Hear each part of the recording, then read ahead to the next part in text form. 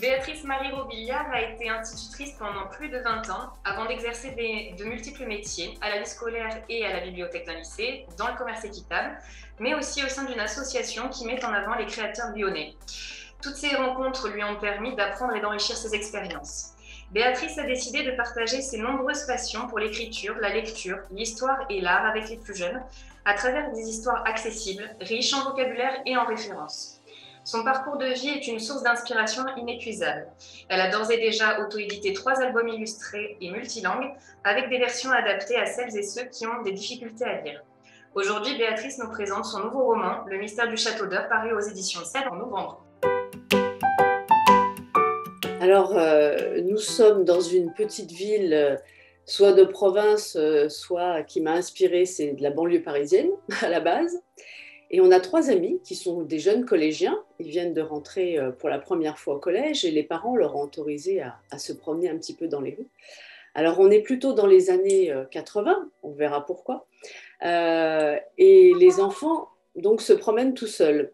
Seulement, dans la ville où ils sont, une rumeur court sur un personnage des plus étranges, que l'on appelle comme ça entre eux le château d'Or. Et donc, on n'a pas le droit, les enfants n'ont pas le droit de trop s'approcher de cet endroit. Et une petite enquête va se mettre en place parce qu'ils ont envie de découvrir pourquoi est-ce qu'on appelle cette personne le château d'Or, pourquoi est-ce qu'on raconte comme ça des choses étranges sur ce personnage. Donc, voilà, va se mettre en place toute une petite enquête et les enfants vont aller interroger à droite, à gauche. Oui, parce qu'en fait, d'un mystère, on va aller à un secret. Donc ce secret, évidemment, les enfants vont glaner par-ci, par-là des éléments qui vont comprendre qu'effectivement, la base de ce secret ne se situe pas à leur époque, mais va se situer à l'époque de leurs grands-parents.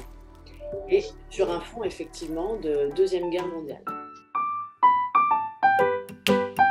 Je voulais faire une histoire qui parle d'amitié d'abord entre les 3 enfants, qui va grandir au fur et à mesure, et puis aussi une histoire d'amour, qui peut être familiale, et puis une histoire d'amour, on ne dit pas plus. La famille est très présente, c'est quelque chose qui va sceller des choses et les enfants vont partager au sein de leur famille et vont voir que c'est un élément extrêmement important dans l'histoire, la famille. Chapitre 4. Au détour de la rue, on pouvait apercevoir la grille du manoir. Une épaisse haie de lierre et de ronces entourait la propriété. Aucun passage n'était possible pour observer le jardin ou l'immense bâtisse. Les 3 amis avançaient silencieusement, quand tout à coup, Mariette hurla. Quelque chose ou quelqu'un venait de l'accrocher par la capuche de son manteau. Badulf se retourna et cria à son tour, pris de peur. « Ça y est, le château d'Or a attrapé Mariette !» Potin se précipita et éclata de rire. « Ah, je comprends mieux. Regarde, espèce de poltron, c'est une branche qui vient de la gripper. Et je crois même que c'est celle que tu as prise pour ce château d'Or. »« C'est vrai, tu es sûre ?» demanda Mariette toute tremblante. « Arrête de claquer des dents, tu vas t'emmêler les bagues. »« Il n'y a aucun danger, » dit Badulf sur un ton faussement rassuré. « Ah, les filles, toutes les mêmes, rien vous effraie. » Mariette et Potin se regardèrent en pouffant de rire. Décidément, la mauvaise foi de leur ami n'avait pas de limite. « Quoi ? Vous vous moquez encore ? Vous allez voir si j'ai peur. » Bombant le torse, il s'approcha du portail, suivi par ses 2 amis. La grille à double battant était ornée de différents visages. Il semblait garder l'entrée et prévenir les visiteurs que s'ils pénétraient sans autorisation, c'était à leurs risques et périls. Pas très accueillants, les Cerbères. « Regardez, le portail est entrouvert, » observa Mariette. Pris d'un grand courage, les 2 garçons se placèrent en file indienne derrière leur ami. La petite fille poussa à 2 mains l'imposante grille. Un spectacle incroyable s'offrait à eux. « Vous voyez ce que je vois ?» dit-elle. « Ma grand-mère m'avait pourtant dit que c'était abandonné et qu'il ne fallait pas s'approcher, » bredouilla Badulf. Potin, qui n'avait pas encore ouvert la bouche, était pétrifié. Un jardin des plus fabuleux et extravagants était caché derrière les gigantesques murs d'enceinte. Un trésor végétal était juste là, à la portée de tous, sans que personne ne s'en doute. Qui peut avoir créé un endroit pareil s'étonna Mariette. Le château d'Eur répondirent en chœur les deux garçons hypnotisés.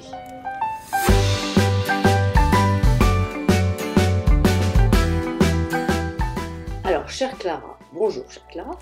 Le nom du château d'Eur, en fait, ça vient d'une histoire personnelle que j'avais avec ma sœur, ma petite sœur, et on habitait dans une ville où justement il y avait aussi un manoir à côté de chez nous, et il y avait un vieux monsieur qui en sortait, on ne savait pas trop ce qu'il... Et puis en fait, avec les enfants du coin, on s'amusait à se faire peur.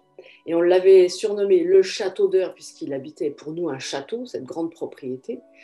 Et château d'Eur, je ne sais pas, ça devait être une histoire d'enfant comme ça, mais c'est vrai que ça vient vraiment de ce pauvre monsieur, donc je me suis dit, il faut quand même que je le réhabilite et que je lui donne une vie sympathique.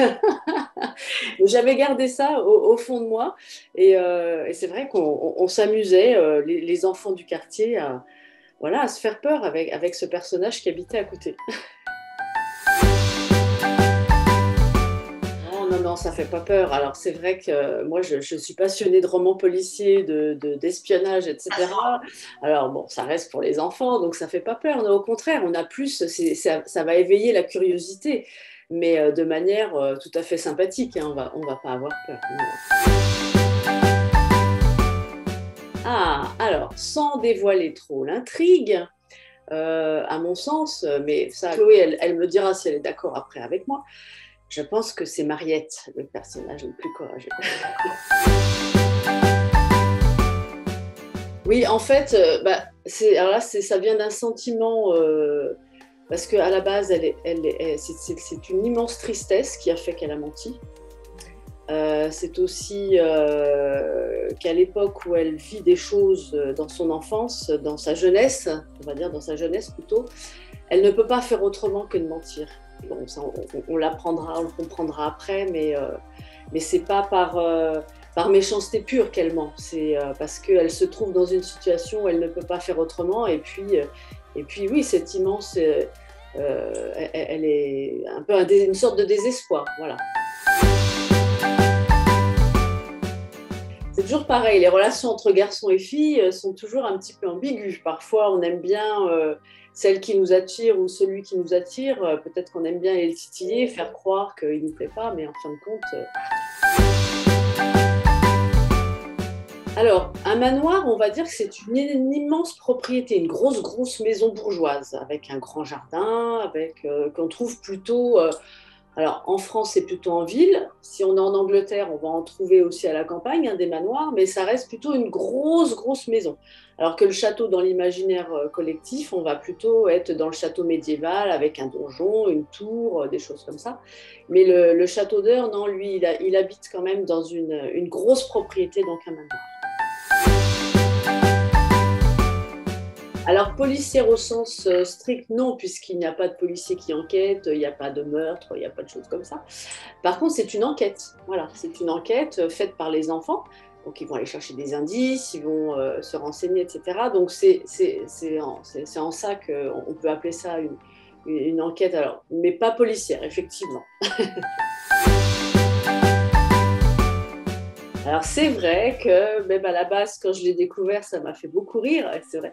En fait, pour les enfants qui habitent ailleurs en France, j'habite à côté d'une grande ville qui s'appelle Lyon, et un des personnages qui a été fondateur, évêque de Lyon, et puis apparemment un acolyte moine, qui s'appelait Badulf. Donc on a Saint-Potin et Saint-Badulf qui sont deux saints lyonnais. Et c'est vrai que c'était pour faire un petit clin d'œil à la ville dans laquelle j'habite depuis très longtemps.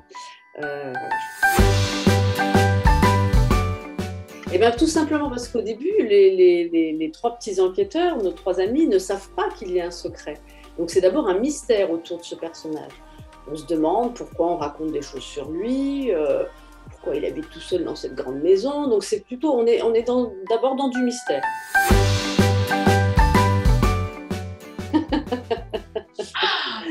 Un poltron, bah, ça va être... Alors c'est vrai que c'est un mot qu'on n'emploie plus trop, hein, c'est très vintage. Ah, c'est pour ça que je pense. Bah, c'est quelqu'un qui a un petit peu peur de tout, qui est un peu gauche, mais qui est surtout en fait peureux. Voilà. Alors, Mariette, elle sort, alors là, c'est pas de mon imagination, elle sort d'un membre très proche de ma famille, une de mes nièces, pour être honnête, qui ne s'appelle pas Mariette, mais dont le prénom ressemble fortement. Et pour lui rendre un petit peu hommage, parce que quand elle était petite, elle faisait beaucoup de petites blagues, elle nous faisait rire avec des mots qu'elle confondait, etc. Donc voilà, j'ai voulu prendre un petit peu de ma nièce pour la remettre dans ce petit personnage de Mariette. Et Pothin, donc, c'est le premier évêque de Lyon, c'est Saint Pothin. Adulphe aussi, c'est pareil, c'est voilà, un moine. J'ai mal suivi, mauvaise note là. Oui, donc on est plutôt dans les années, enfin on est dans les années 80, en tout cas dans des années par rapport à l'âge des grands-parents, donc ça fait voilà, 40 ans plus tard, donc c'est à peu près ça. Et puis surtout, premier indice que les enfants vont vite découvrir, c'est que les trois petits adolescents qui rentrent au collège n'ont pas de téléphone portable. Pas de téléphone, exactement. Donc c'est pas qu'ils ont été punis, non, c'est qu'il n'y en avait pas. Voilà. Alors, c'est un roman qui est né il y a très longtemps dans ma petite tête. Mais sur l'écriture vraiment pure, j'ai dû mettre. En fait, c'était pendant le premier confinement. Donc, j'ai mis à peu près 2 mois, 3 mois à l'écrire. Alors, des livres publiés, j'en ai écrit donc le roman, et puis j'ai publié 3 albums déjà pour des enfants d'un plus petit. Sinon, des histoires, j'en ai plein mes tiroirs, donc j'en ai déjà écrit beaucoup. Ah, bonne question. Alors, c'est vrai que j'ai pas du tout pensé à mêler parce que c'est simplement des rumeurs, en fait. On est sur de simples on-dit dans la ville, donc je pense qu'il n'y a pas de danger, en fait. Voilà, il n'y a pas de danger particulier. Alors bon, il y a bien une histoire qui traîne sur soi-disant des enlèvements d'enfants, mais ça reste des on-dit entre enfants. Donc voilà, je pense que la police n'aurait pas donné suite. Alors, Pothin et Badulphe, oui. Mariette, il la rencontre au collège et elle est amie de Pothin. Ils font de l'allemand ensemble.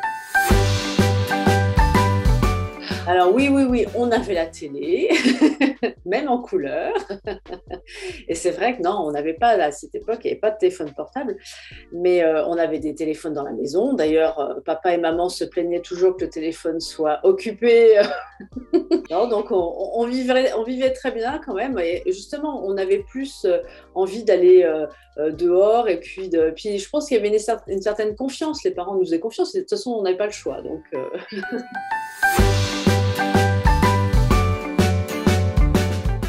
Et oui, et justement, à la fin du chapitre que je viens de lire, les enfants aperçoivent, on ne sait pas qui, mais le château d'Eur. Donc après, ils vont découvrir qui est ce château d'Eur.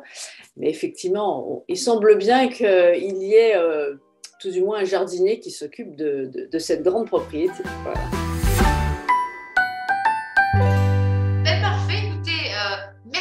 Encore 1000 fois pour voilà. C'est moi qui vous remercie. Je remercie les enfants qui m'ont posé toutes ces questions. Oui.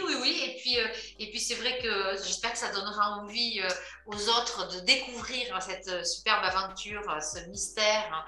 Et voilà, et parce que c'est une lecture à la fois agréable, enrichissante.